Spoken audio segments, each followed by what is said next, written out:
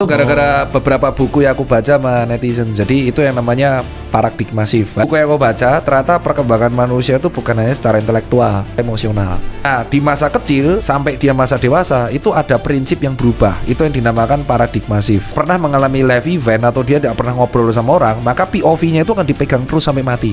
Sulit menerima POV orang. Sampai akhirnya kalau dia ada live event, dia akan mulai listening to people, listening to other people opinion, sehingga dia nanti akan mulai terbuka dan mengalami paradigma shift. Tiap manusia itu pasti akan mengalami atau perkembangan perubahan prinsip seiring usianya berubah. Don't burn your the bridge. Jadi misalkan kamu benci sama orang, jangan benci 100%. Orang yang benci ini akan membantumu, tapi kalau kamu sudah dendam, kamu bakar jembatannya, ya kamu nggak punya siapa-siapa lagi. Mulai kita listen to other people opinion, aku mulai tanya sama satu teman baikku, kamu rese. Kita tahu kamu pintar tapi kamu rese. Semua hal dibahas. Habis itu aku sekolah lagi. Sekolah di sekolah S2, ketemu dosen-dosen lebih pintar. Dari situ dosen-dosen, guru-guru ini menasihatiku hanya untuk fokus ke dua hal yang aku tahu. Kalau nggak health business.